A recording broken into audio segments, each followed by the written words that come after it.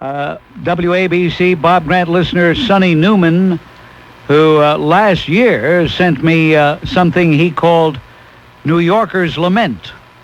And I shared it with you, and now Sonny has sent me a note. He says, Dear Bob, my follow-up to New Yorker's Lament. This one is An American's Lament by Sonny Newman. And Sonny would like me to share it with you, so I think I will. What a shame I had to watch the media ply its trade. 1,000,000 times they showed the tape of the Rodney King charade. And although it was a horrible thing to see them beat him down, it doesn't give them any cause to tear up L.A. town. A jungle mentality prevails today with its killings and its mugs, and the attitude of, who gives a damn, let's get it on with drugs. Why get a job and do some work when welfare pays your way? Just sign up here, it's easy, man, and stay at home all day. There's no way out, we're giving in, we're headed for despair. I must agree with he who says, I gotta get out of here. All hope is gone, we've lost the fight, I hope it's not a slaughter. Goodbye. Goodbye.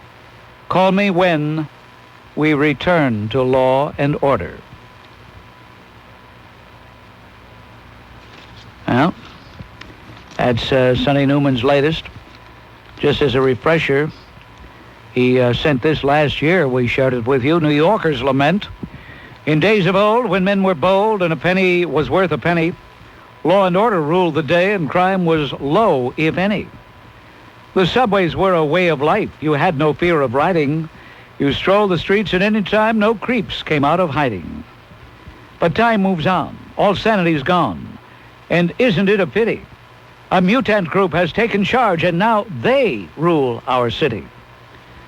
The Big Apple is rotting. We've lost the fight, and our mayor continues to bungle. So long, New York. I'm taking flight. I don't want to live in this jungle. Last week I heard a statement attributed to El Supremo, in which when he was confronted with the fact that New York City and New York State have the highest welfare budgets in the country, his reply was, well, if you had a baseball team, you wouldn't want it to finish fifth. Did you hear this? Yeah, he did say that. Okay. What I'd like to say to the governor is last year, 4 teams won their division, 2 teams won the pennant, and one the World Series. And none of those teams had the highest payroll in the major leagues. But they did have good management. So maybe the governor ought to look to himself and not how much he's spending. And that's what I wanted to say, Bob. You know, let me say this, as long as you brought up Il Supremo. Anybody who's listened to me any length of time knows of the contempt in which I hold him, how I think his hubris, his arrogance is just absolutely insufferable. But I always felt that when it came to public speaking, he had few, if any, peers. However, I have to amend that. Watching a little display that he put on in the nation's capital, he is becoming a parody of himself. He's becoming a travesty. It's almost he was mawkish in his speech. I can no longer really take him seriously. And also, I don't want to.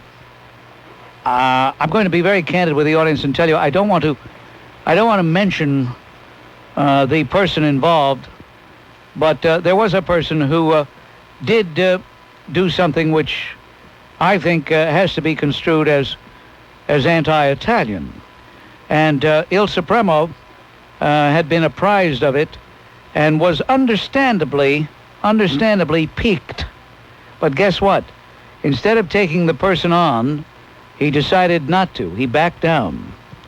And I don't think that speaks well of Il Supremo. Of course, very little speaks well of El Supremo. How's the weather out there on the end of Long Island? Well, actually, that was a mistake. I'm in Wantor. Wantor? Just north of Jones Beach. Now, how the heck did a guy get Montauk out of Wantor? I guess it sounded alike. You better clear up your diction, or we'd better get a little hearing aid for the gentleman. No, he was very nice. Bob, it was a pleasure talking to you. Thank you. It's 20 minutes now before 5. Nick, you're on WABC. Hello. Good afternoon, Mr. Grant. I wonder how many people saw Ray Carrison's column today in the Post. Well, we'll take a poll. How many people saw Ray they're raising hands. Well, 129,564. Well, it was right on target. I mean, he called a spade a spade. Did you see it? Of course, I didn't see it. I read it. I'm sorry. Did you read it? Okay. I mean, he's got the guts to come out just like you do and call it as it is. These guys are going out there with their hands out and making all kinds of claims. Where's the accountability? Where's the $1 trillion that they spent to this Great Society programs since LBJ instituted it? I mean, how much money are they going to throw at these problems in hopes that somehow they're going to just go away? It's not going to work. So therefore, they're threatening us with future LAs all over the place in hopes of getting yet more money that's going to materialize out of somewhere. That's about it. Thank you, Nick. Thank you. Yeah, Ray pointed out that a few major cities have one municipal hospital. New York has 16 such hospitals, costing taxpayers $500 million a year. New York City spends on average $7,000 a year per student in its public schools. This sum is exceeded only in, guess where? New Jersey. It is almost 3 times as much as a parochial school spends per student. But for all the money, New York's academic standards and dropout rates are abysmal. The Board of Education has more administrators and bureaucrats than all of Western Europe. This is all from New Jersey. Yeah, hello, Bob. Bob, I'm a faithful listener of yours, and I enjoy your opinions. And I'm a conservative Republican. I voted for Reagan. I voted for Bush. But one thing that disturbs me very much, and I'd like you to see if you can give me your opinion on it. You know, I lived through the Big Depression back in the 30s. All right, what is the opinion you want me to give you? Well, that's what I'm coming at. I lived through the Depression, and at that time, when Roosevelt came in, he immediately started a WPA project. He wouldn't give a nickel to welfare unless they worked. Well, that isn't true, because there were other programs, the NRA, for example, and other programs which did provide what they called home relief. So that isn't true. Well. Anyway, Joe, without showing that you're older than Methuselah, tell me, Joe, are you saying that we ought to have a WPA program? Well, why I'm thinking of it is... I think it's a great idea, Joe. I originally lived on Staten Island. All right, that's great, Joe. Thank you. And thank you, Joe. There's Joe flashing his credentials, and we appreciate that. John, you're on WABC. Hello. Yeah, Bob, I wanted to put in my 2 cents worth about this welfare thing. What brought it up was when you were talking several months ago about your chauffeur being robbed by a guy who had all the accoutrements of welfare, the Medicaid card, food stamps, etc. Yes. Well, I've seen people actually get off of crimes they've committed and get preferential treatment in the courts just by being on welfare. When I was in special services for children, I had a case of a woman who'd been convicted of robbing a decoy cop. They said, well, we can't sentence you to jail because you have to take care of your kids. So we'll give you a fine and probation, go to the probation officer. Oh, but you're on welfare, so you get to sign a pauper's oath, and you don't even have to pay the fine. I saw another guy who was arrested for committing a mugging. He was let off when his defense attorney and legal aid said, well, Your Honor, we've got this guy in a new program now. We think he's going to be all right. He won't have to rob anymore. Judge says, what's that? He says, it's the income maintenance program, Your Honor. Well, you know, that's our euphemistic term for welfare, yes. Income maintenance program. Yes. Mm-hmm. So he gave him an adjournment and contemplation of dismissal, which means you don't get in trouble for a specified period of time, and, you know, you're home free. Yes. And basically, but there's just, a lot of people don't know what all they get out of this. The Medicaid, I've seen Medicaid pay for transsexual operations for these people. That's true. For people who come here, I've seen them come from the Dominican Republic, they're not even citizens, and we somehow pay for a transsexual operation for them. And they live the good life. They get not only the welfare, but the Medicaid, the food stamps, the WIC, which is the Women, Infants, and Children program. They get free lunches and free breakfast in the school, just about 12 months a year because in the ghetto neighborhoods, the so-called low-income neighborhoods, the schools are open in the summer for the free lunches and breakfasts. They also, if their children, once they get to be like in high school, get summer jobs, that doesn't count as income. So they continue to receive their full welfare grant despite the fact that they might have several children working, at 30-hour-a-week jobs during the summer. So that's some of the things I've observed in over 20 years as an employee in the welfare system. And I think it's just too bad that most people in this country actually think that there's a lot of suffering going on, that people are living below the poverty line. Well, they're not. They're living below the poverty line only if you just count their actual welfare check income, not all the other benefits they get. Absolutely. You could ask a lot of people who make a pretty decent salary, would they trade that if they could get a Medicaid card, if they could get food stamps, if they could get all the other stipends, and most of them would tell you yes, because then they would be getting these and not paying the income tax. Oh, yeah. Yeah. One other thing about these welfare people, they don't drink Schmitz and Peels, Bob. They drink Heinekens and Budweiser. Believe me. I do believe you, and I thank you. Okay. Bye-bye.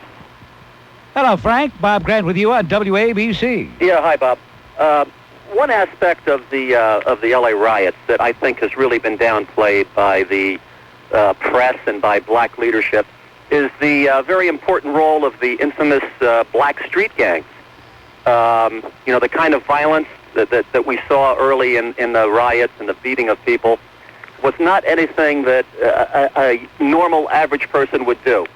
And the subsequent arrests proved that these were the gang members that were doing this. I think it's obvious why the role has been downplayed, because if the whole riot was spearheaded by the gangs, the tremendous social message and the so-called rage wouldn't really play such an important part. This came to my attention when I saw a National Guardsman being interviewed. Apparently he was from Los Angeles. And he said, well, I'm concerned when we leave, the gangs are going to come back. He didn't say the rioters. He didn't say the public. He didn't say the people that had rage. He said the gangs. And I think this whole riot was set off by the gangs. The gangs took advantage of the situation. And the liberals and the black leadership don't want to talk about it because they want to make it sound like a great social movement rather than the wanton violence that it was.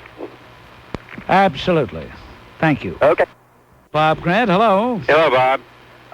When are we going to finally get down to the nitty-gritty and have some of our community leaders go into the black, Hispanic, the white communities and point fingers, point black at these people that are creating the problems that we're having?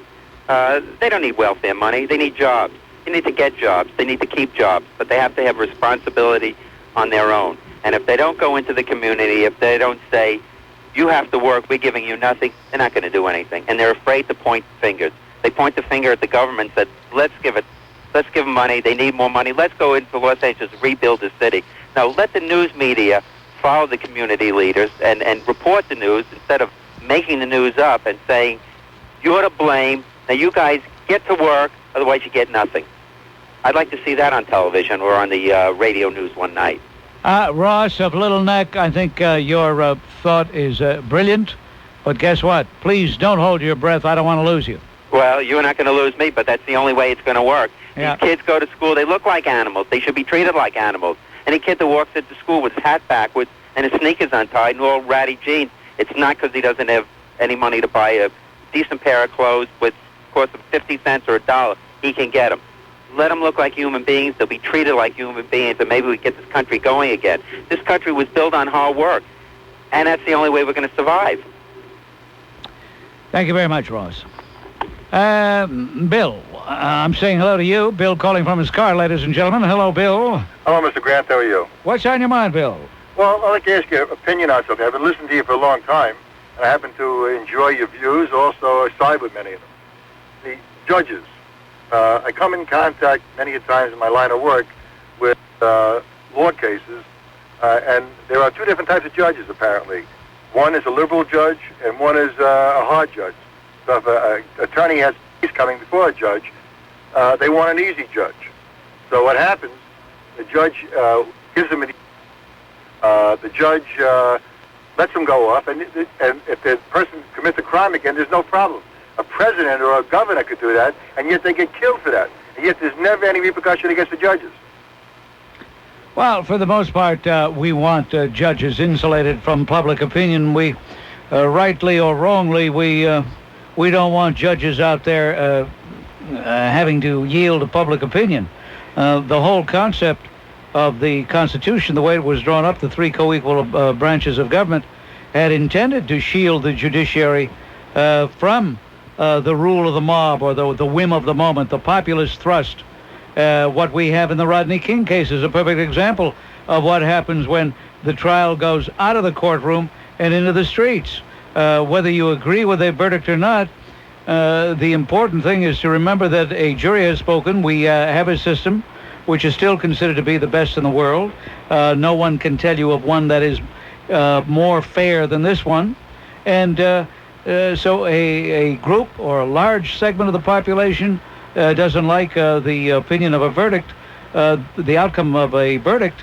It is not to our benefit, any of us, to do what happened, to do what we did, to do what those wild beasts did. I know, but I'm talking about recently, last couple of years, one of the governors got criticized for letting somebody out, and he wound up killing somebody.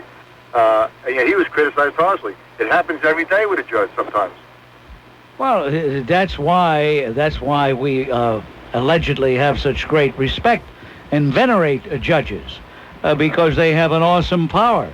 That's why I say judges should not be appointed in an affirmative action program with quotas. Oh, we got to get a black judge here. Oh, we got to get a woman judge here. No, they should be based solely on their legal background, their legal expertise, their temperament, their ability to demonstrate wisdom. Abedillah pocketed housing allowances of about £400 a week, plus another £790 a week in other benefits. It is without doubt a totally scandalous situation.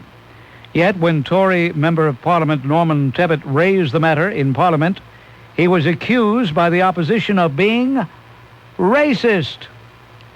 What the hell has race got to do with it, Mr. Tebbit quite rightly highlighted the antics of a trickster who came to this country from Zaire 4 years ago and totally abused our hospitality by ripping off the state for every penny he could get.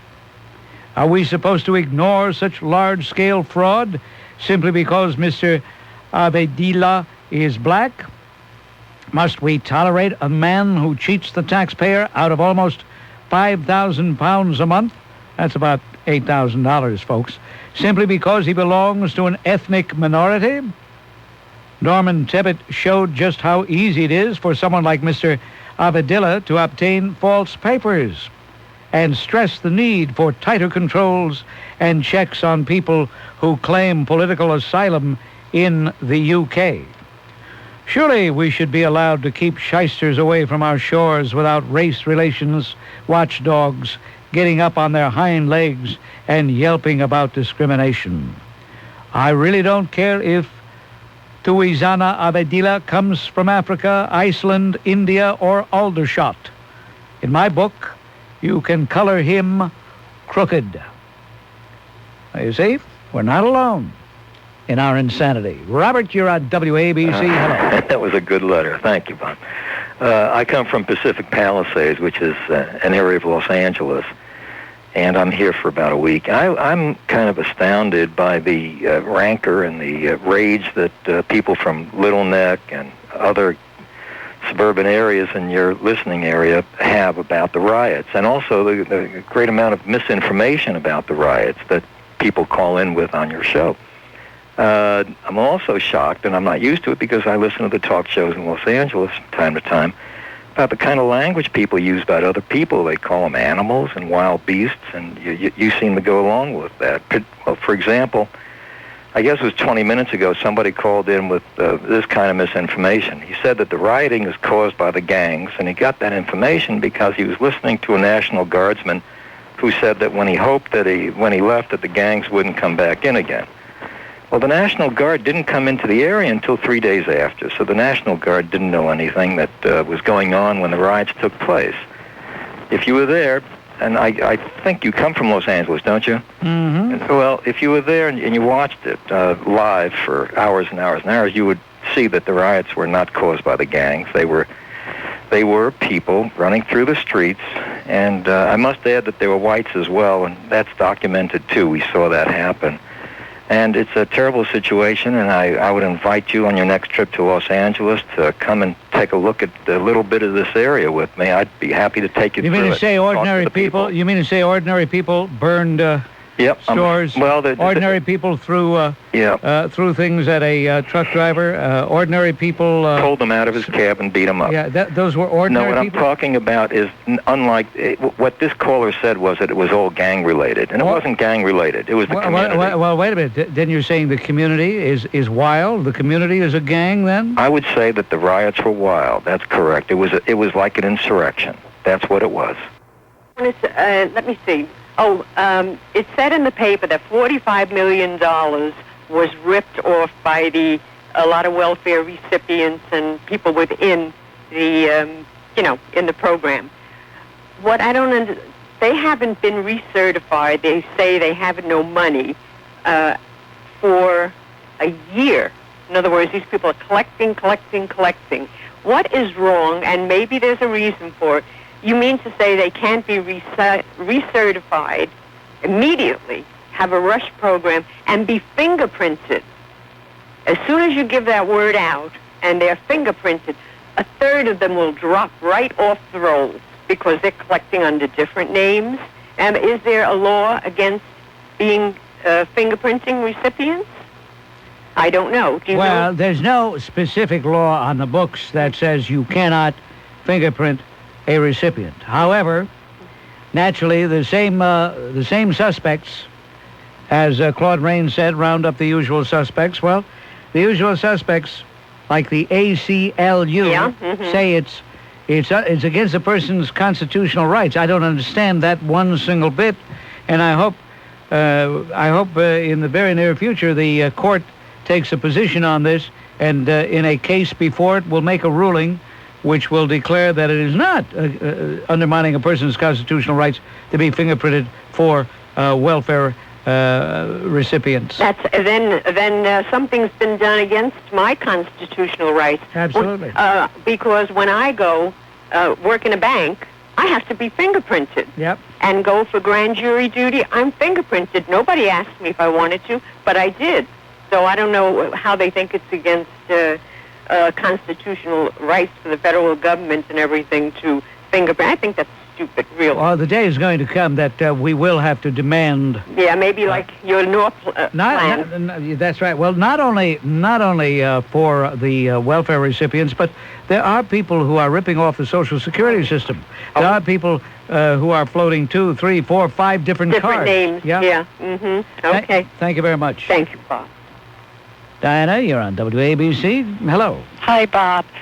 2 things I wanted to mention to you. Number one, when this Peter Uberoth was appointed to, if you'll pardon the word, oversee the rebuilding of Los Angeles, he mentioned that he was not only going to be using the hundreds of millions of dollars from the federal government, but they would be seeking millions of dollars in, quote, donations, unquote, from private sector corporations. Now, this amounts to extortion because if a corporation says, well, no, we don't have money for that, they will be instantly branded as racist. So they have to give the money, you know that. And the thing that makes me so annoyed about it is that you and I are going to be paying for all this destruction in Los Angeles by buying the products of these corporations. They're not going to lose that money. They'll just raise the price a few cents. That's number one. Number two, I don't know if you recall when they had the riots back in the 60s, afterwards they threw out all their demands just the way they are now. And that was when we had this great influx of black television programs because they wanted to be represented in proportion to the population. So after the riots in the 60s, there was this great influx of commentators, newsmen and women, black television programs, etc., etc. They even have black news, by the way, which I think is discriminatory. I mean, just like the Black Miss America contest, I consider discriminatory. But frankly, I think they're overrepresented on television. Put your television on, flip the channels, and you're going to run into umpteen different black programs. And the thing that I've noticed in recent years, these, especially the news shows, have incorporated a number of very attractive Asian women, like Kaidi Tong and Connie Chung. But Kaidi Tong's attractive? Well, a lot of people think she is. Really? I think Connie Chung is very beautiful. I didn't say Connie Chung. I said Kaidi Tong is attractive? Well, some people think she's beautiful. I see you've taken a poll. Okay. Well, this is what I hear. Anyway, I didn't mean to get you distracted. What's your point, Diana? My point is that all these shows, you see all these different races, but you don't see any Asian men on any of these well, we'll have to news programs. I see. I hadn't been taking that note. By the way, what is Ann Curry supposed to be? Does anybody know? Ann Curry? Yeah. I don't know. Because that's what the appearance I would like to have, where you're nondescript. You could be anything. Thank you for the call. His program, I believe he's on from 5:30 would that affect his ratings? He's on from 5:30 to 9, correct? Would that hurt the station? Of course not. What do you think this is? Yes, it will. This is 1992, not 1892. Would that hurt you, Bob, if your audience knew that? Why should it have any effect on me? Because your audience is racist bastards. My audience is? Of course it is, Bob. Are you part of the audience? They all are. Are you part of the audience? No. You're not in the audience, huh? I'm an attacker. No, wait a minute. If you're listening to this program, then you're part of the audience. But I'll tell you, you're more than just part of the audience. You are a sick son of a bitch.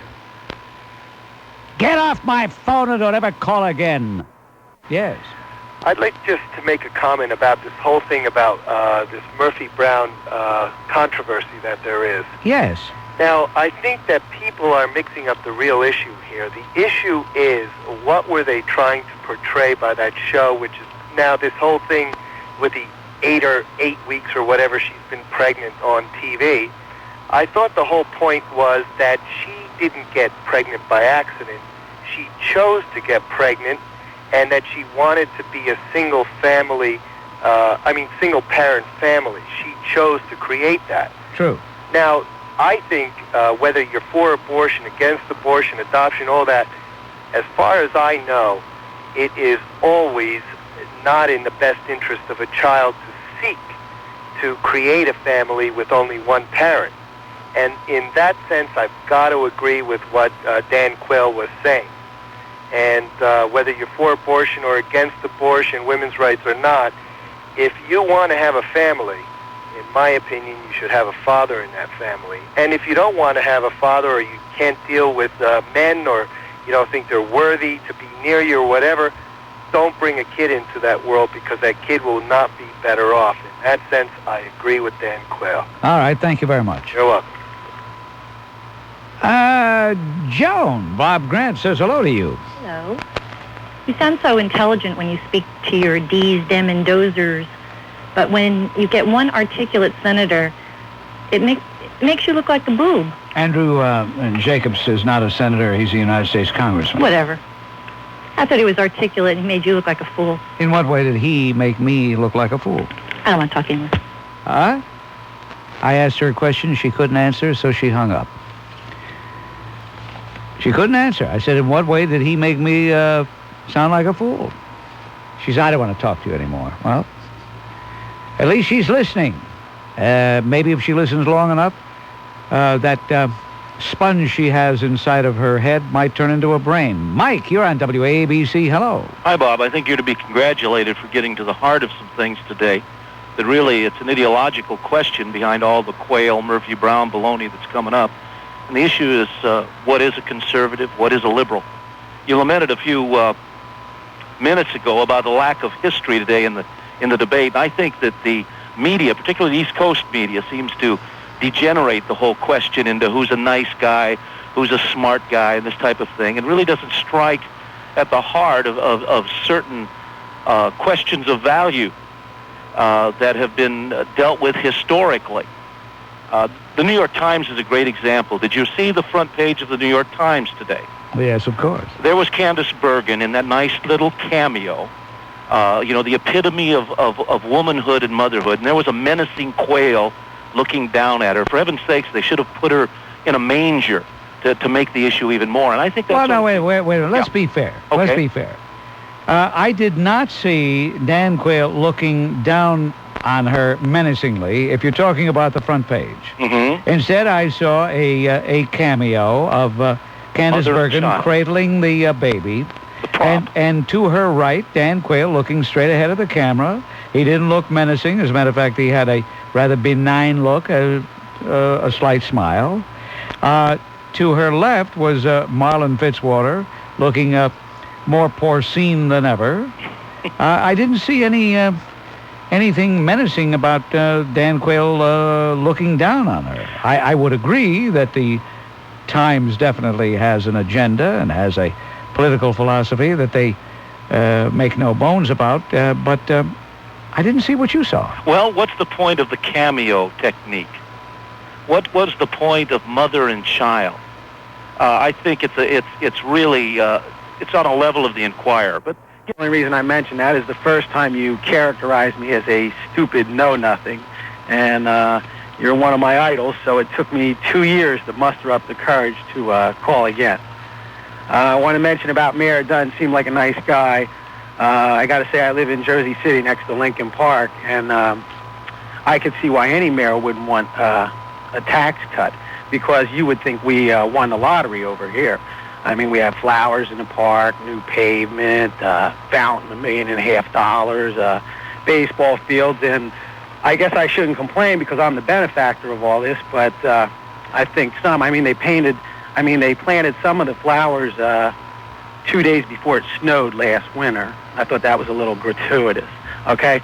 I just like to move on about condoms, giveaways, and needles. I think when you're young, the first thing you do if you have sex with a condom is you try to talk the girl out of using it the next time. And I think same thing with using needles.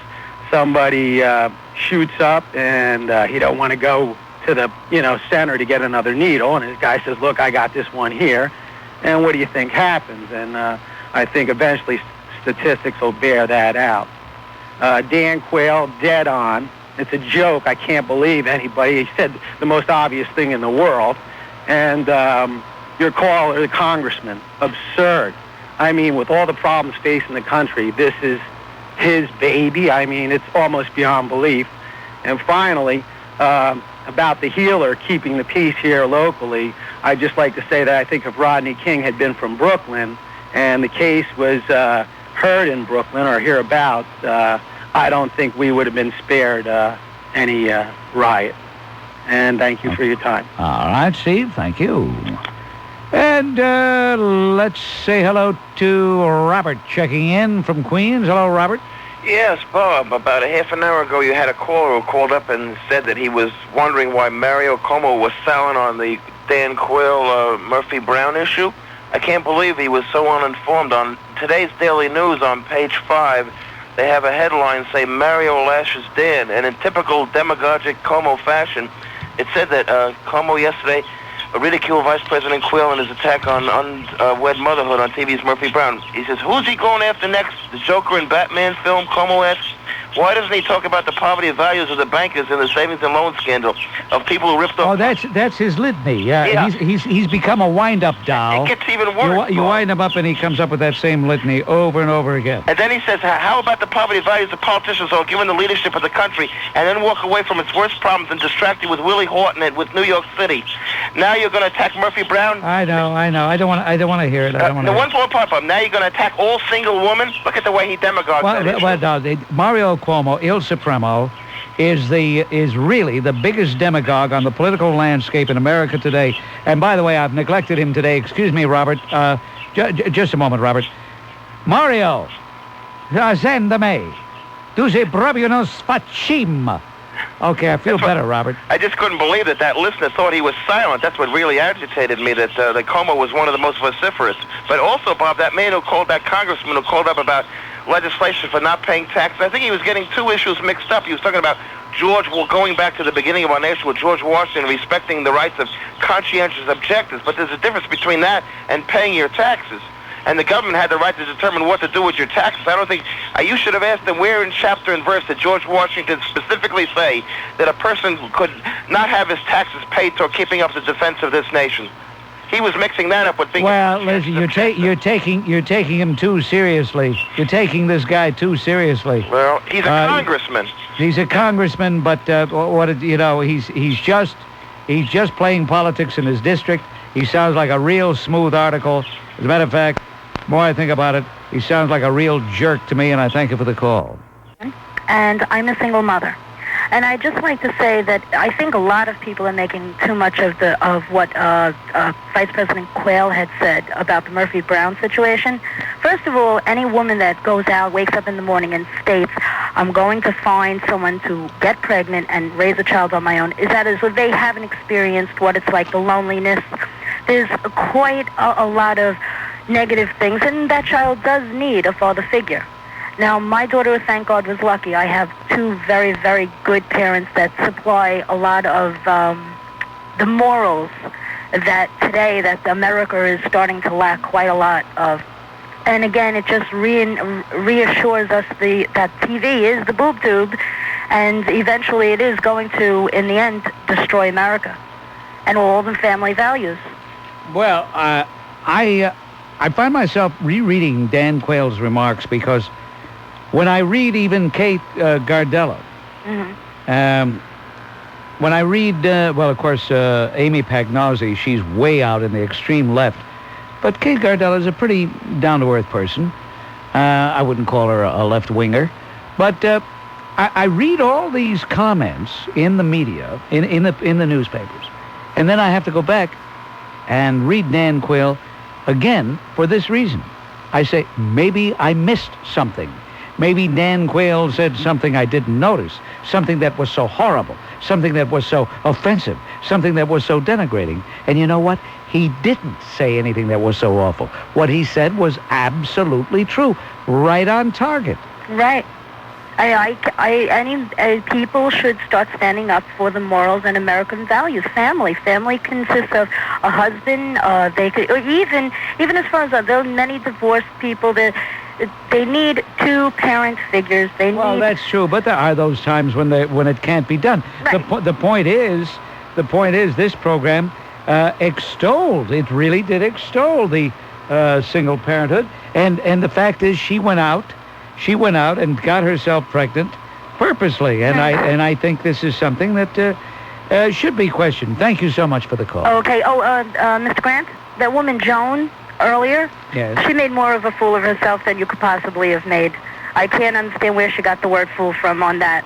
Well, I did ask her, in what way did Andrew Jacobs make a fool out of me? I know, and she made a fool of herself by just hanging up. She couldn't even back up what she was claiming. Well, I asked her in good faith. I thought maybe she might educate me. I mean, Lord knows we can all use education. Thank you, Elizabeth. Well, that slams the lid on things for today. I got to get out of here. Until tomorrow, this is Bob Grant, reminding you, your influence counts. Use it.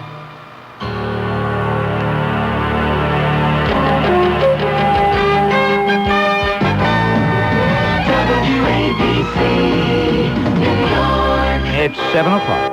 Just glad to see someone is pointing out how much of a jerk Phil Donahue is. The way he treated, and I think the way he harassed Chief Gates was horrible. And the way he tried to make a parallel of the Denny beating with the Rodney King beating. Well, that's precisely the point of what we're going to do here. We're going to play what he said, and the outrage to think that he would try to equate the apprehension of a fleeing drunken driver from the police who were doing their duty in stopping him and apprehending him and in arresting him even subduing him. That was their duty. To equate that with what thugs were doing out on the street, dragging an innocent man out of his truck and beating him wantonly, is incredible. But that's Donahue. That's why I say, if he really believes that the two are of equal stature, of equal value, there's an equivalency there, then the man is a moron. But I don't think he really believes that. I think he knows better.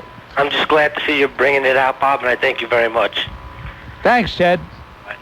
John, Bob Grant with you on WABC. Hello. Yeah, hi, Bob. Bob, I have never seen a man with such unembarrassability as David Dinkins in trying to take credit for one disaster after another. First, he hid the fact that there was a lot more trouble in New York after the Rodney King verdict than what was reported, including some Korean store owners that were attacked in Lower Manhattan, one of whom was shot in the neck. But they were victimized again by the Dinkins administration, who then treated them, or threatened them rather, with ticket harassment if they made a stink about the attacks. They wanted to keep them quiet so Dinkins would look good. Then he called it a great achievement that most people obeyed the law. But then, being friends with so many radicals, Bob, civil behavior is a novelty to him. Now he's gloating about a so-called budget surplus that was achieved by the most massive tax increases in the history of New York City. If David Dinkins was a conservative, the liberals here would be saying he made himself look good on the backs of the poor. And mark my words, Bob, can you see the scenario after the election possibly? When we run into new financial trouble, I predict that Rudy Giuliani is going to discover that there never really was a surplus, that the numbers were juggled by the Dinkins administration to improve his image, anything to avoid the embarrassment of being a one-term mayor. And now the administration's latest racist act, confirming that David Dinkins and his administration are anti-American radicals as far as I'm concerned, when they refuse to give a license for a Columbus celebration at Bowling Green on the 500th anniversary. This is the living end, Bob. It confirms everything we've believed about this guy from day one. Thanks for the call, John. Thank you. You heard me talking to the audience a second ago before I introduced you, talking about the parole system. What do you think of the parole system? I would classify it rather a non-system than a system, and I don't think too much of it. If this is an example, and this is one of the more macabre examples, but constantly we see these felons being recycled through the system, back out into society, back to the system, recycled out through halfway houses, probation, parole, to no avail. And this last one is probably the most vicious one that I've seen in a long time. You have an individual here who's been sentenced to up to about 80 years in prison, who probably did 15, and who's been out 2 years and a half, and in the course of that period of time has killed 4 people. Okay, so this guy, Leslie Allen Williams, a convicted rapist, he was paroled a little over 2 years ago. I was under the impression he served only 7 years for an abduction and attempted rape. Well, that was his last conviction. He did 7 years on the abduction and attempted rape, simply because, according to our state law, it was a habitual criminal, and he had to do the minimum time. The others, he served maybe 10 months out of 1 year to 5 years. He did a year and a half on a rap of 1 to 10, so that those other sentences he served probably just a fraction of the time. The only reason he did the time in the 7 to 30 was he had to. And as soon as the 7 years was up, bingo, they let him out. He's out. He has a long criminal history. He has indeed.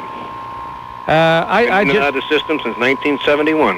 Since 1971. So in 1971, he served notice on the people of the good state of Michigan. Hey, I'm not fit to live amongst you. Be careful. He served notice that he was an enemy of society, and yet he keeps being returned to society. And in 1976, he served notice that he was a dangerous criminal sexual psychopath because he was charged with criminal sexual assault. In 76, and again in 83, the same offense. So the parole board had a good idea that they were not dealing with a juvenile delinquent. Do you know? I get mail from people who are locked up. A lot of people who are in jail at various institutions, penal institutions in the WABC listening area.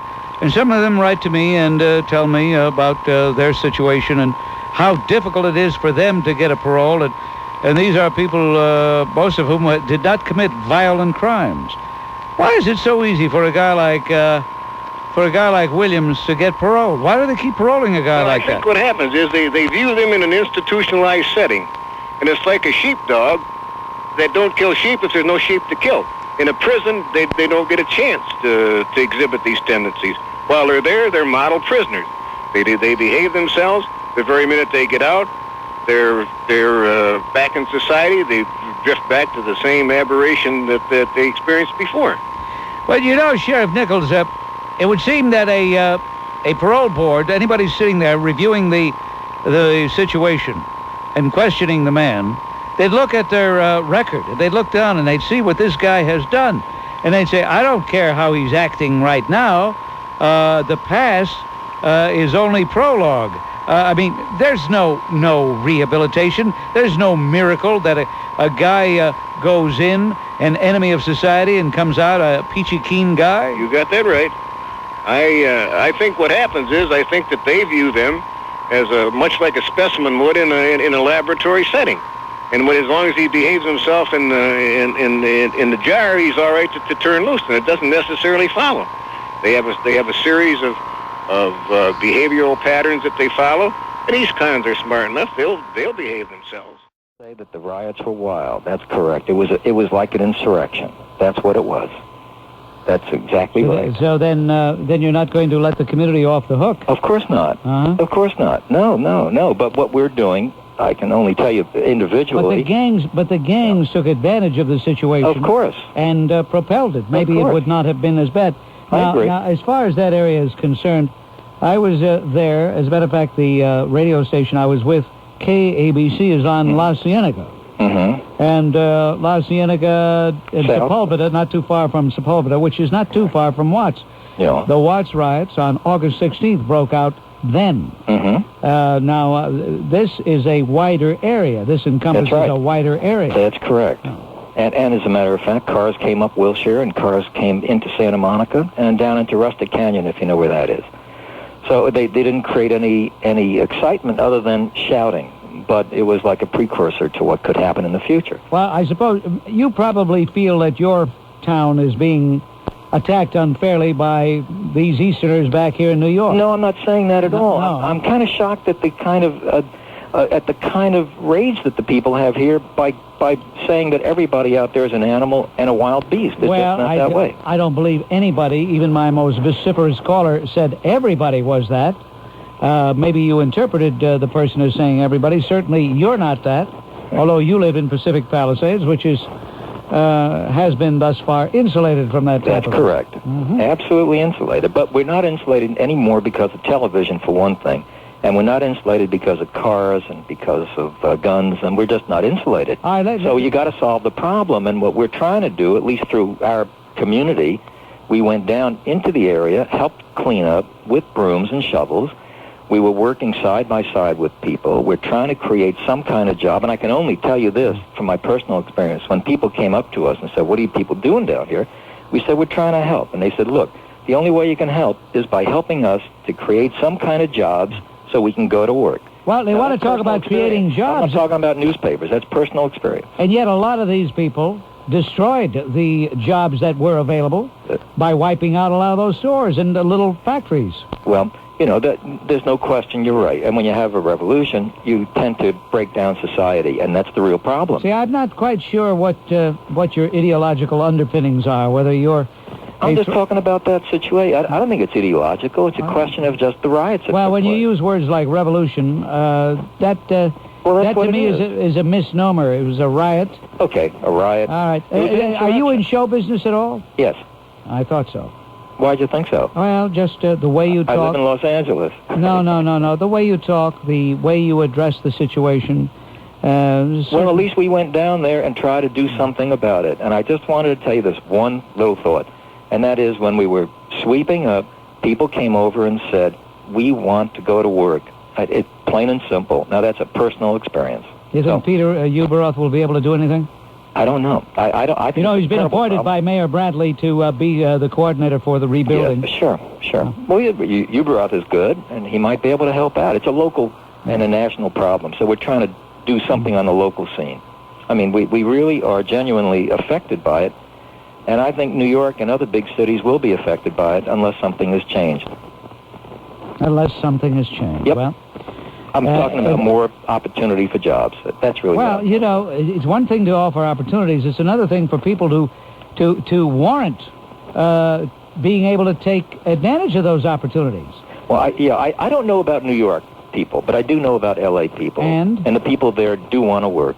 I mean, generally speaking, of course, you're always going to find people that don't want to work. But mostly, people really do want to work, and they don't have the opportunity for jobs. Of course, you're not talking about the 50,000 who allegedly make up the Crips and the Bloods and those other gangs. No, I don't know how many. If it's 50,000, so be it. That's correct. These are gangs, and they're one of the worst problems we have out there. When are you going back? I'm going back in about 10 days. Oh. So you may even have an opportunity to call the program again. Well, I appreciate that, but I don't think so. No, you don't think so? I mean, I really have to go back to work, but I heard the show for a few days, and I just thought I wanted to call you about this one point. You in the motion picture end of things? No, I'm in the cable television business and the programming side of cable television networks. Mm-hmm. All right, well, you can go back and listen to our sister station out there and get the quietude of Michael Jackson. Michael Jackson, yes. That's right. All right. Okay, thanks a lot. Goodbye. Bye. This portion of welfare, but quickly, I want to say how much I enjoyed your segment with your mother a week ago.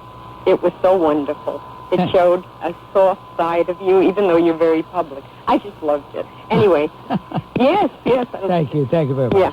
I wanted to, let me see. It said in the paper that $45 million was ripped off by a lot of welfare recipients and people within the, in the program. What I don't understand, they haven't been recertified. They say they have no money for a year. In other words, these people are collecting. What is wrong? And maybe there's a reason for it.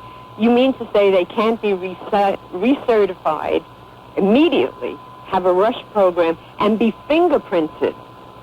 As soon as you give that word out and they're fingerprinted, a third of them will drop right off the roll because they're collecting under different names. And is there a law against being fingerprinting recipients? I don't know. Do you know? There's no specific law on the books that says you cannot fingerprint a recipient. However, naturally, the same suspects, as Claude Rains said, round up the usual suspects. Well, the usual suspects, like the ACLU, say it's against a person's constitutional rights. I don't understand that one single bit, and I hope in the very near future the court takes a position on this, and in a case before it will make a ruling which will declare that it is not undermining a person's constitutional rights to be fingerprinted for welfare recipients. Then something's been done against my constitutional rights. Absolutely. Because when I go work in a bank, I have to be fingerprinted. Yep. And go for grand jury duty, I'm fingerprinted. Nobody asked me if I wanted to, but I did. So I don't know how they think it's against constitutional rights for the federal government and everything to fingerprint. I think that's stupid, really. Well, the day is going to come that we will have to demand. Yeah, maybe like your North plan. That's right. Well, not only for the welfare recipients, but there are people who are ripping off the Social Security system. There are people who are floating 2, 3, 4, 5 different cards. Names. Yeah. Mm-hmm. Okay. Thank you very much. Thank you, Bob. Diana, you're on WABC. Hello. Hi, Bob. Two things I wanted to mention to you. Number one, when this Peter Uberoth was appointed to, if you'll pardon the word, oversee the rebuilding of Los Angeles, he mentioned that he was not only going to be using the hundreds of millions of dollars from the federal government, but they would be seeking millions of dollars in, quote, donations, unquote, from private sector corporations. Now, you know, this amounts to extortion because if a corporation says, well, no, we don't have money for that, they will be instantly branded as racist. So they have to give the money, you know that. And the thing that makes me so annoyed about it is that you and I are going to be paying for all this destruction in Los Angeles by buying the products of these corporations. They're not going to lose that money. They'll just raise the price a few cents. That's number one. Number two, I don't know if you recall when they had the riots back in the 60s, afterwards they threw out all their demands just the way they are now. And that was when we had this great influx of black television programs because they wanted to be represented in proportion to the population.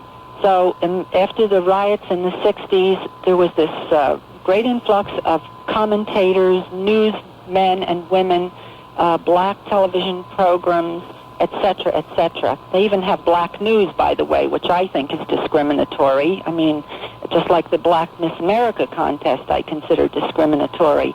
But frankly, I think they're overrepresented on television. Put your television on, flip the channels, and you're going to run into umpteen different black programs. And the thing that I've noticed in recent years, these, especially the news shows, have incorporated a number of very attractive Asian women, like Kaidi Tong and Connie Chung. But Kaidi Tong's attractive? Well, a lot of people think she is. Really? I think Connie Chung is very beautiful. I didn't say Connie Chung. I said Kaidi Tong is attractive? Well, some people think she's beautiful. I see you've taken a poll. Okay. Well, this is what I hear. Anyway, I didn't mean to get you distracted. What's your point, Diana? My point is that all these shows, you see all these different races, but you don't see any Asian men on any of these well, we'll have to programs. I see. I hadn't been taking that note. By the way, what is Ann Curry supposed to be? Does anybody know? Ann Curry? Yeah. I don't know. Because that's what the appearance I would like to have, where you're nondescript. You could be anything. Thank you for the call. I never agree with you, but I seem to be strangely attracted to your program day and night. Mr. Grant, I want to know how come I haven't heard you say much about the police officers indicted on drug charges. Am I wrong? Have you said it? No, we've hardly talked about it. That hasn't come up. I think you're the second person to bring it up. Well, I agree with the commissioner. I agree with Lee Brown. These guys don't even have a right to be called police officers. Okay, Bob, let me make another comment. Many times when we have a controversial issue such as a police officer with excessive use of force, I have rarely heard you take the position where you sided with the alleged perp, even though they weren't charged with a crime yet. But I haven't heard you side with the alleged perp. And my point is, Bob, is that there are bad police officers just like there are bad people. And there are many, many cases where police action has warranted questioning. And I've never heard you take the side of the person that was allegedly victimized by the police officers. Police officers do make mistakes many, many, many times. That many times? I don't think they make mistakes that many times. But I'm glad you... Terrible. It's like a mother almost saying that her child is innocent, even though she knows he's guilty. Now, we're never going to get any place if they just can't admit, who it is, whether they're white or black or whoever they are. They've committed murders. Now, here, I wanted to tell you, on that fellow was just talking about John Johnson's program. Well, while John Johnson was on. Well, that's what I wanted to say. On Friday night, John Johnson, at his ending, said... Now, I quoted him. I mean, I wrote it down exactly as he said it. He said, was talking about the plight in Los Angeles, and he said, cities need more money to avoid another Los Angeles. Now, it sounds like it's almost blackmail for people to be saying, this is what we need for them. Like those boys are workers and want to go to work. They don't care to work, and they don't care to go to school. I mean, it's just discouraging how they keep, going along with this. Absolutely. Addie, don't make it another 13 years. Thank you very much. Okay, thank you. Bob, I want to ask you, what do you think about Ross Perot, and does he really have a chance? Well, the way the political situation is shaping up right now, of course he has a chance. I think he's as slippery as an eel. I think he's a fake, a phony. And I think that once once he is exposed for what he really is to the American people, his ratings, his approval ratings will go down. Right now, the people are fascinated with him only because they know that Bill Clinton is a real sleazebag, and they're disappointed in the president. So right now he's looking good, but when he gets the exposure that he must have, I think people are going to lose a lot of interest in him. Right. I was really looking forward to the man myself, but now I hear he's secretly suggesting Mario Cuomo is his running mate. I mean, my opinion of him has dropped too. But one thing I feel about him, since he's one of America's most successful businessmen, is that this man could run this country like a business. That's what we need. Someone to run this country like a business. Well, let me tell you something. It's impossible. It's impossible.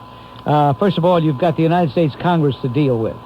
Ronald Reagan tried to cut a lot of expenditures running it like a business, and he ran into the United States Congress. George Bush tried to cut, and he ran into the Congress. What do you think, Ross Perot is going to be able to dissolve the Congress? Okay, I mean, if that's all it takes, then why not just have a bunch of businessmen running against each other? Why not have Lee Iacocca run against Ross Perot? So whoever wins is a businessman. We'll just call it a business. And then, you know what they do in business? They look at the bottom line, don't they? True. And if they don't look at the bottom line, they go into Chapter 11, right? Well, we can't go into Chapter 11.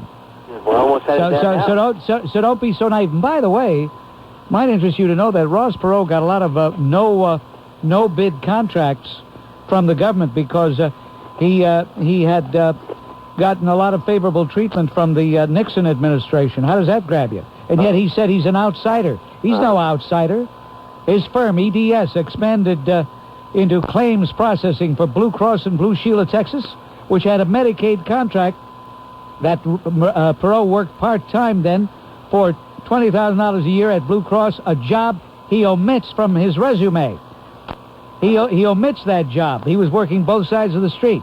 Well, I didn't know these things, Bob. That's why I listened to you, and now I know. And one last thing. Remember when you used to end your show, the things you said about Saddam Hussein? Can you do me a favor and end this show like that again? I want to hear that. All right, just for you, Jim. Thanks a lot, Bob. Just for you tonight, I will do that. Okay, Bob. Now, hang on, not so quick. Okay. You said you're hauling prisoners. What do you work for? That's part of my job, Bob. What do you work for, Sheriff's Department? No, federal government. U.S. Marshal? That's correct, Bob. And, Not Romolo Aimundi. Well, I'd rather not say, but... It's Romolo I'm a Aimundi. gladiator, Bob. Yeah, that's who it is. I heard you know him. It's Aimundi. It's Aimundi. Listen, if you have to work for Aimundi, I feel sorry for you. I hope he didn't hear that. I heard he's the greatest. He's the absolute greatest. Okay, I Bob. tell you, we have a couple of great U.S. Marshals. We also have Arthur Berinsky out there in Newark. Uh-huh. And so we're blessed with two great area U.S. Marshals. Thank you, Jim. Okay, Bob. And be listening for the sign-off. I will. It'll Have a be good dedicated to you, okay? Thanks a lot, Bob. Okay. Bye-bye.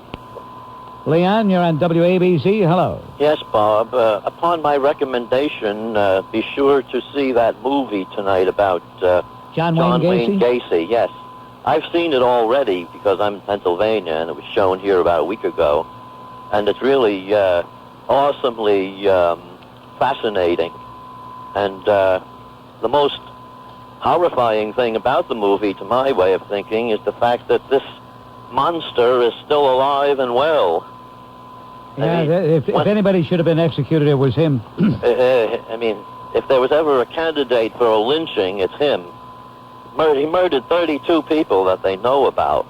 There's no telling how many others that we don't know about. An absolute fiend, an absolute fiend. You'll be fascinated by the movie and by the performance given by Brian Dennehy as Gacy. Be sure to watch it. And I think everybody else should watch it, too. All right, thank you very much, and we'll send Channel 11 a bill. Thank you. Bye. Mike, you're on WABC. Hello. Hello, Bob. Yes, Mike. How are you? What's on your mind, Mike? Well, Bob, I'm a little pissed off, to be honest with you. Watch your language, please. This is not the Joy Behar program. Oh, I'm sorry there. I just heard a news report about a possible drug trafficking in Attorney General Bob Abrams' office. But it's not getting a lot of play. What's going on with that? How come ridiculous charges like that, like charges against like Al D'Amato get front-page coverage. But these kind of serious, charges against like Bob Abrams. I'll tell you what you do, Mike. You send me whatever information you have. You send me any documentation. No, this was on the news. And, all right, well then, how could you say it's not getting any play, and then in the next breath you say it was in the news? Well, it was on one program. I watched all the 6 o'clock news. There was nothing there. Well, if there's substance to the charge, there will be plenty there, I guarantee you. Thank you. WABC, Mona's checking in right now. Mona, you're checked in from Staten Island. Yes, hi. I couldn't help but thinking of you Saturday night. I was watching HBO Comic Relief, and to add to this whole discussion... Comic Relief, that was tragic Wasn't relief, it? I tell you. Every comedian that came up, they made all these little innuendos, the cops are bad, and That's the right. it was just like, I just wished you could have been listening to it, and I'm glad you were. I mean, No, it was sickening. It was a disgrace. And every one of those so-called comedians ought to go out and shoot himself.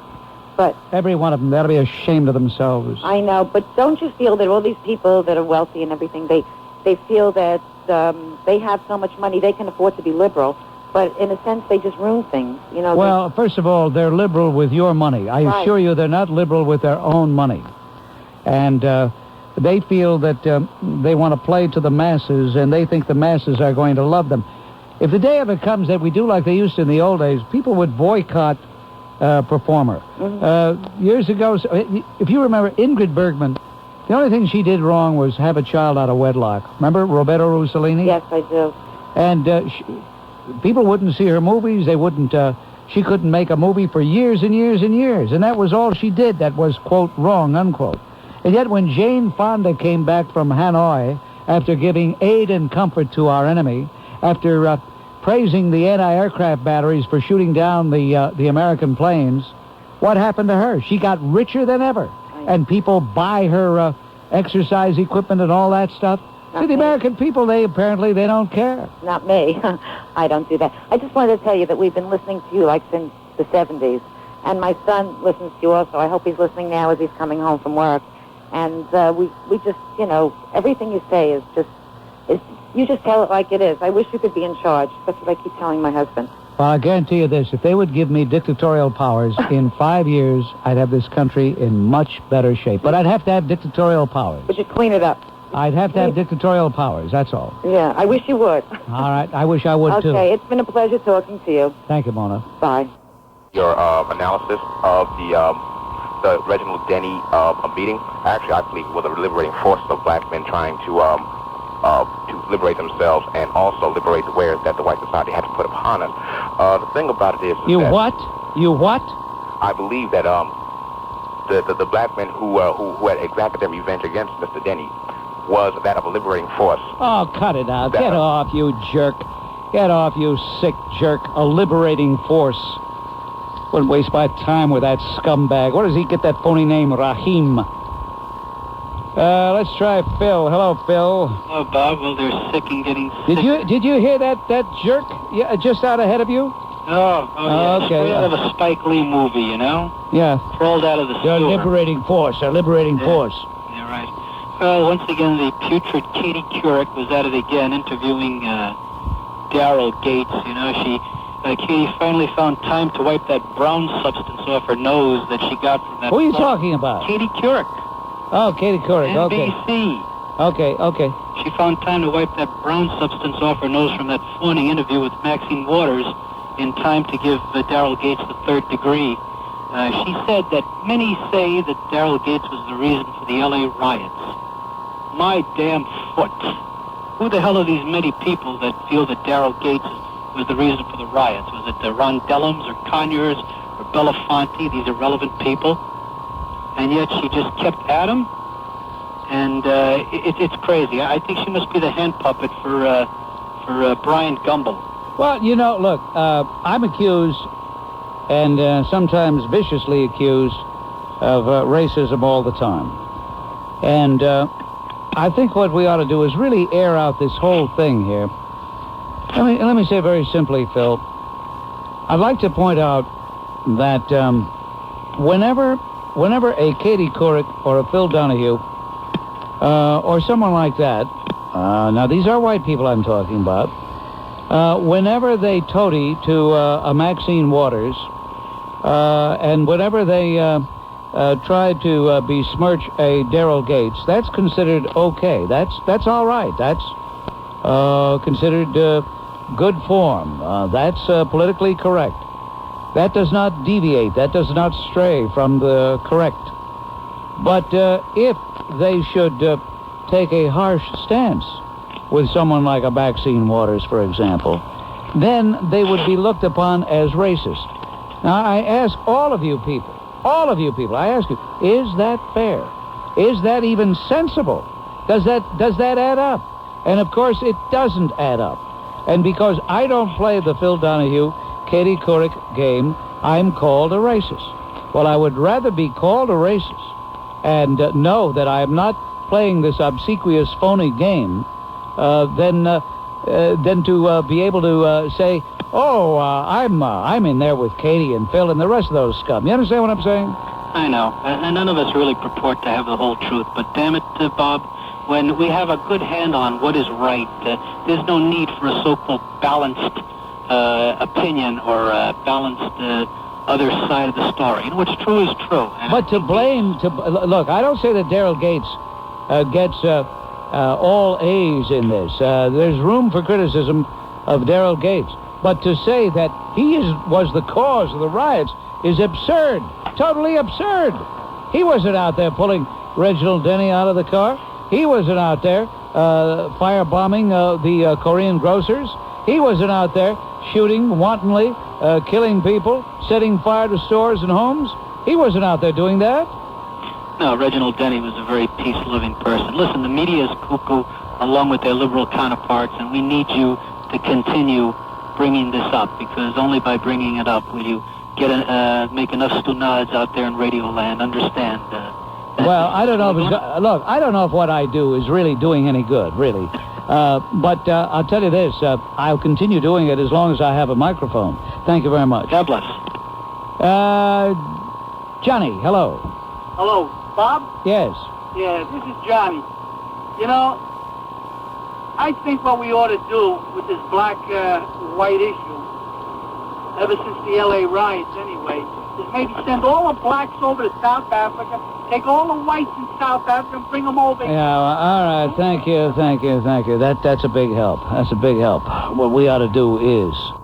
I mean, if Mr. Donahue used as much vigor in attacking Chief Gates as he did attacking those sneaker-wearing Cro-Magnons, I mean, this guy, he makes his living spewing this liberal blather, cutting down a guy who's dedicated his whole life to making society better. He disgusts me. He is like the lowest part of a woman's anatomy. I just can't get over this guy. You mean Donahue? Phil Donahue. He makes me sick. I mean, every chance he gets, he bad raps conservatism and basic American policy, good conservative policies. Well, of course he does, because he believes in the opposite side. He is our enemy. Phil Donahue is actually our enemy. I'm talking ideologically our enemy, of course. In the parlance of Italian, he's a finocchio. You know what that is? Yes, I believe I do, Tom. And I appreciate your call, and I thank you very much. Ladies and gentlemen, round one of today's Bob Grant program is consigned to the Museum of Broadcast History. WABC, New York. It's 4 o'clock. From ABC News, I'm Doug Limerick. The tent city at the Guantanamo Bay Naval Base in Cuba that's housed thousands of Haitian refugees since last fall is going to be shut down. Let's get details. ABC's Christopher Wright. The State Department admitted today that its new Haiti policy will close down the U.S. refugee camp at Guantanamo, Cuba, and send most of the 11,000 Haitians there back home. Spokesman Richard Boucher said the camp at Guantanamo Bay was being phased out because it was a magnet that attracted refugees who did not qualify for political asylum. But the new U.S. plan to process Haitian asylum seekers in Haiti instead of Cuba has so far had few takers. Boucher said that of the over 300 boat people picked up and returned in the last few days, only about 50 had gone to the U.S. Embassy to apply. Christopher Wright, ABC News, the State Department. President Bush has ordered all U.S. ports to keep out any ship that violates the current U.S. trade embargo against Haiti. The military regime has been in power there since that coup last September. More triggered a memory in my mind that goes back over 25 years ago. I'm a retired police officer.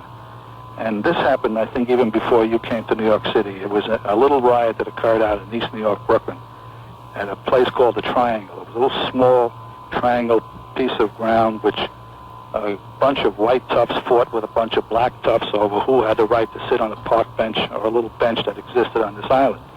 Anyway, in response to this little mini riot, the police department sent a lot of us from other surrounding precincts out into the 75th precinct to sort of hold down the problem, right? And I was a rookie cop. I had about 3 or 4 years in the job. And I'm on this post on Dumont, which is about a block away from where the incident occurred. And to give you an idea of the kind of conditions in which the good black people have to live with the young, rowdy black teenagers, this is what happened. I was instructed just stand there, look, give the omnipresence of a police officer, look as if I'm going to take police action, but not to take any official police action unless I was absolutely had to, because they didn't want to, start the fire again. So I'm standing there, and there's 2 kids across the street sitting on a stoop. It's a hot August night. The windows are open. There was no air conditioning in those days. There may have been some window fans, so you can get the general feel of the type of situation it was at 2 o'clock in the morning. Now, these 2 kids, like most black teenagers, they don't talk to each other. They yell at each other. If you've ever noticed, if you've ever watched black kids talk to each other, they don't talk. They yell. And I mean yell at the top of their lungs, and they're laughing and screaming and talking about this and that. And I'm standing there like a glom, like numbnuts. And cars are careening around corners. Guys are waving at me, black kids that are driving cars are waving at me, giving me the finger. They knew that I wasn't going to do anything. And I'm standing there.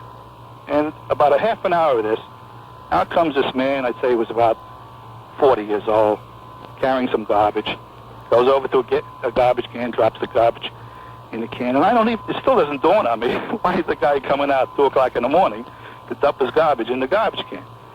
And then at a moment there, when he saw the kids were turned away from me, he calls me over, he says, officer, he says, would you do me a favor? I can't say anything to these kids because if I do, in a half an hour, my windows will be broken. He says, after I go back up, wait a few minutes, about 10, 15 minutes, then would you ask these kids to go somewhere else? So I can't go to sleep. I got to go to work tomorrow morning. I can't tell these kids to stop it. And that's when it dawned on me what an idiot I was, standing there for half an hour, watching these morons just ruin the neighborhood. And that's why people have to move out, because these kids get away with murder. So after he went up, I waited about 10 minutes. I walked across the street, and I told these 2 kids, in no uncertain terms, if they didn't move their butt within 2 seconds, I was going to split their heads open. And they got up, and they left. And it's just a small item of why people cannot live in these neighborhoods that turn black and allow these kids to run like wild mutants that they are. You're not on the job anymore, Sam? Oh, no, I retired about 10 years ago. Okay. Thank you very much, sir. You're welcome. In it, Mason funneled to the birth and development and the eventual corruption of the first public institution, free schooling in the New World. And the school was called the African Free School. All the faculty was black. All the student body was black. Because of its noted and its overwhelming success, because of its curriculum, the separate but unequal application was invented. The faculty had to be integrated, and the student body had to follow suit. All right, I appreciate that. I thank you very much, and the translation will be coming in by fax shortly. John, you're at WABC. Hello. Hi, I was going to talk about the abstinence.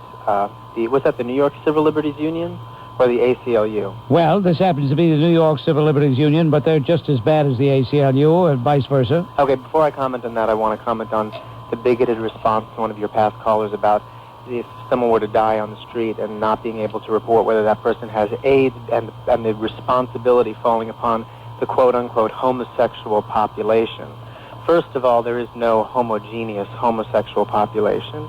And second of all, I think that those issues and that issue has been basically manipulated into being what it is by a group of very liberal people in political power. Maybe there are some gay, powerful people that have contributed to it, but it is not the homosexual population, and that bothered me when I heard him say that. The other thing I wanted to talk about is there's a difference here between... It's a really incorrect vocabulary here. There's no such thing as safe sex. And by the way, I agree with your position on this issue. There is non-sex, and then there is safe sex. And there is no such thing as safe sex. There's non-sex, and then there is sex. And all sex at this point now is risky. And one of the problems I have with these words, safe sex, is it contributes to misinformation, and it's going to contribute to people dying. I think that if there was a rash of children running across the street and getting hit by cars, to mandate in the schools education teaching children not to run out and get hit by cars shows no moral bias by the educational system. It's there to protect the children. If the only way to not get AIDS, to not get pregnant, to not get sexually transmitted diseases is abstinence, there is no moral factor here in teaching kids that if you don't want to get AIDS, if you don't want to get sick and die, then you must remain abstinent.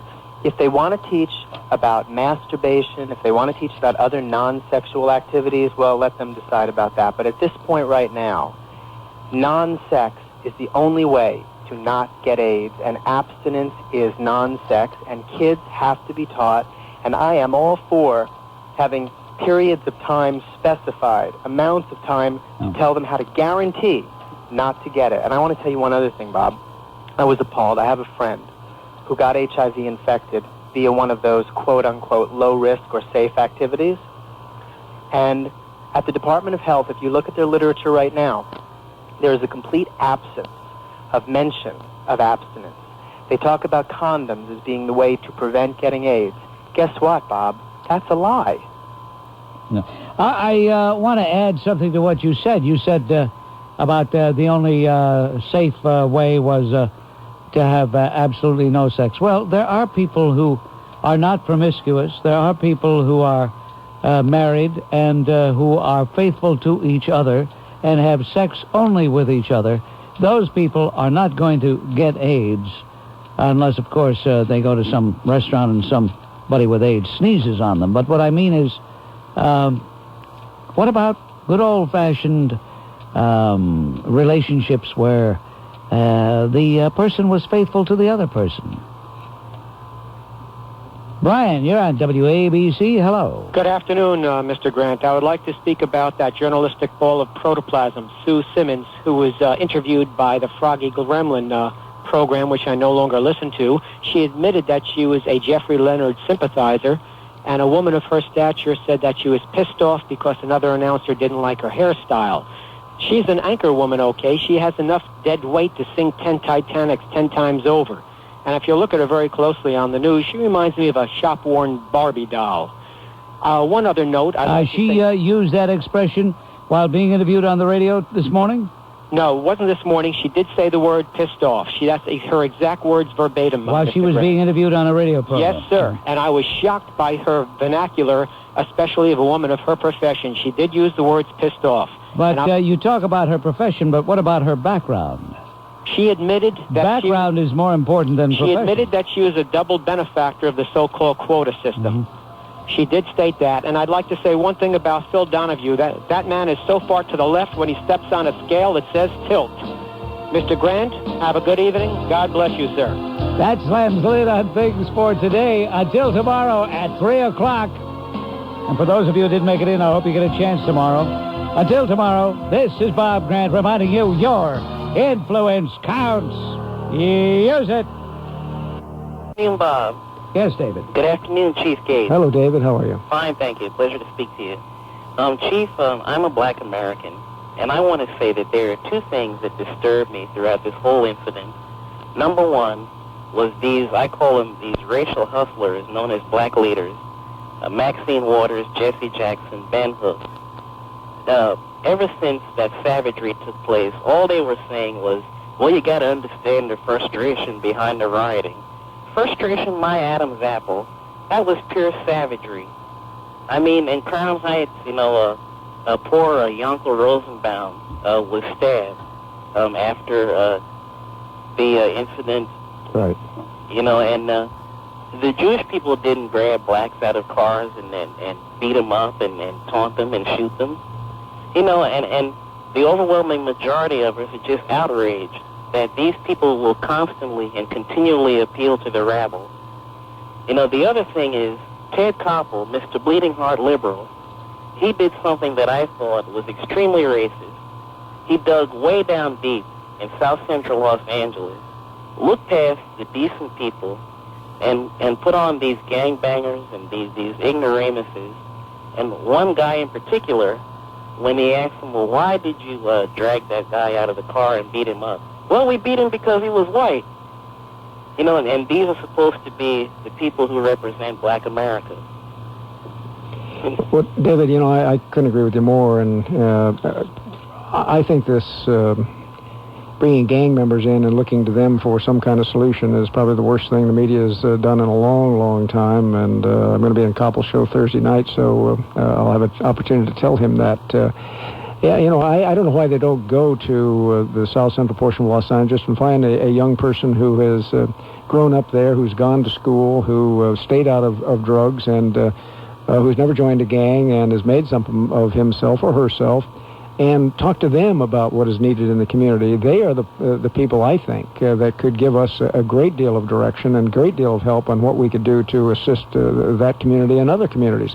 But they don't do that. They go to these gang members, people who have terrorized the good people in that community, and ask them for solutions, and then raise them to a very high plane, adulation almost. And I think that's wrong, and you've articulated it very well.